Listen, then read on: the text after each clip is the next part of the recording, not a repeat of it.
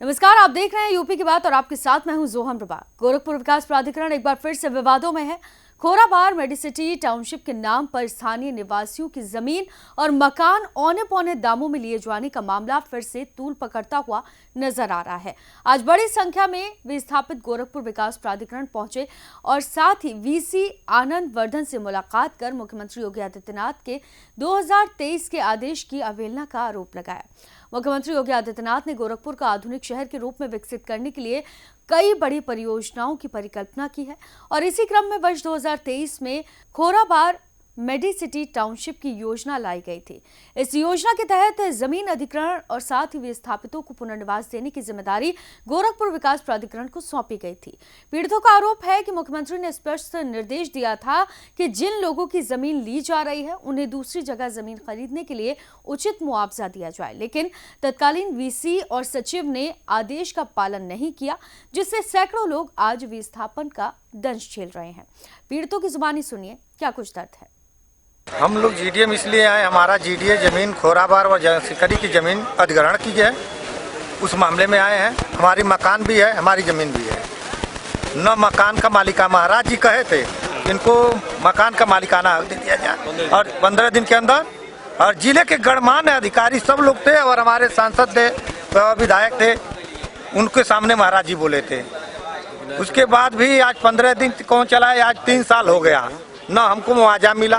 मुआवजा कुछ मिला भी तो उसमें भी घटतौलिया कर दी गई, 4.5% कमीशन ले लिए लोग बिचौलिए, और भी मुआवजा नहीं मिला, न मालिकाना हक मिल रहा है। इसलिए हम लोग बहुत ही परेशान है, दर दर भटक रहे हैं हम लोग। जैसे कहा जाता है कि एकदम हमारे लिए। आज क्या हुआ, आज किस लिए आए थे? आज उसी बताने के वीसी साहब और सचिव साहब को बताया गया इस बात को।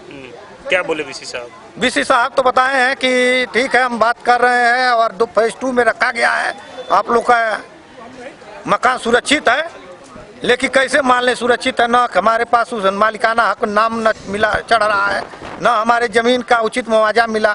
पूरा मिला, कुछ मिला, लेकिन पूरा नहीं मिला हम लोग को। हम लोग आए थे जीडीए के समक्ष, हम लोग आए थे अपने मकान और जमीन के विषय में बात करने के लिए। बात ये थी कि जोगी जी जो हमारे सूबे के मुखिया हैं, उनसे हमारी 15 या 14 जुलाई 2023 को वार्ता हुई थी एनेक्सी भवन में, जिसके अंदर हमारे सांसद महोदय थे, रवि किशोर शुक्ला जी थे, विधायक श्री विपिन सिंह जी थे, हमारे कमिश्नर साहब अनिल ढिंगरा साहब थे। क्या हुआ था उसमें? तो उस समय महाराज जी ने ये बात कही थी कि जो भी मकाने हैं उनको सुरक्षित किया जाए और जमीन का मुआवजा इतना दिया जाए ताकि वो खुशी खुशी इससे डबल जमीन दूसरी जगह खरीद ले और खुशी खुशी जमीन को छोड़ दे। मकानों के बारे में भी उन्होंने यही बात कहा था और उनके कहे यार 2 साल हो गया, 2 साल से ऊपर हो गया, लेकिन अभी तक हमारे जीडी के अधिकारीगण उसके ऊपर कुछ नहीं कर। आज आप लोग किससे मिले हैं? हम लोग आज बीसी साहब से मिले हैं। क्या बोले? बीसी साहब ये बात कहे हैं कि हम आप लोग के विषय में बात कर रहे हैं, तो हम लोगों ने ये कहा कि सर हम लोग कैसे माने कि हम लोग सुरक्षित हैं, हम लोग का मालिकाना हक और जमीन के मुआवजा के बारे में क्या कर रहे हैं आप।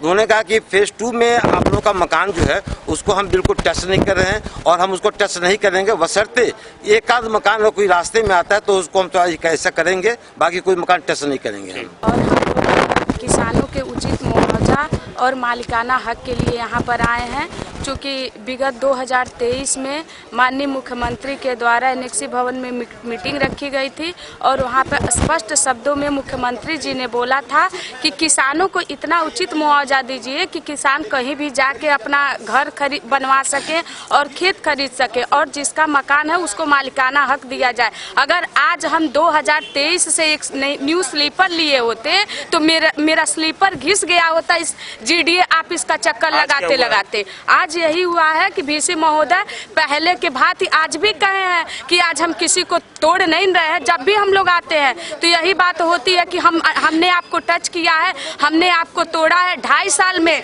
जिस समय खोराबार में मेडिसिटी की एक ईंट नहीं रखी गई थी, आज 15 फ्लोर का मंजिला बन चुका है, लेकिन आज हम लोग का 2.5 साल से एक मालिकाना हक नहीं मिला है और अपने 4200-4500 रुपए स्क्वायर फीट वो जमीन बेच रहे हैं और हमारे जमीन का 80,000 रुपए मुआवजा मिला है। आज बता दीजिए गोरखपुर में अगर हमें जमीन लेना रहे, कहीं भी 80,000 रुपए डिसमिल जमीन मिल रही है?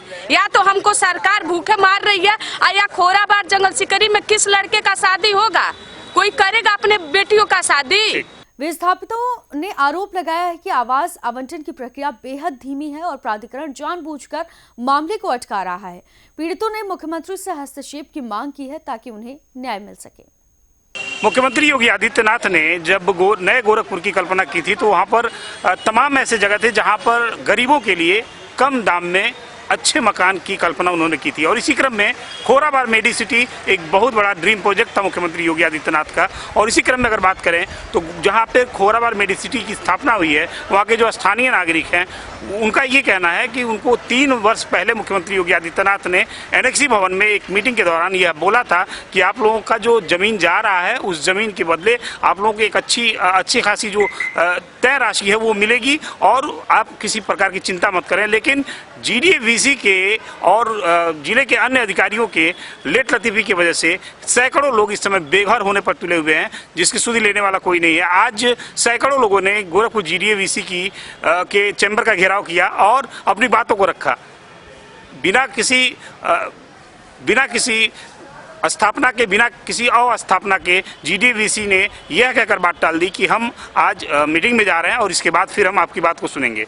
अपने सहयोगी राहुल के साथ मैं प्रदीप, गोरखपुर विकास प्राधिकरण के द्वारा खोराबार मेडिसिटी टाउनशिप के नाम पर किए गए भूमि अधिग्रहण में विस्थापितों का दर्द लगातार बढ़ता जा रहा है। अब देखना यह होगा कि मुख्यमंत्री के आदेशों के बावजूद लंबित पड़े इस मामले में प्रशासन कब तक ठोस कार्रवाई करता है। फिलहाल के लिए इस खबर में सिर्फ इतना ही। आप देखते रहिए यूपी की बात।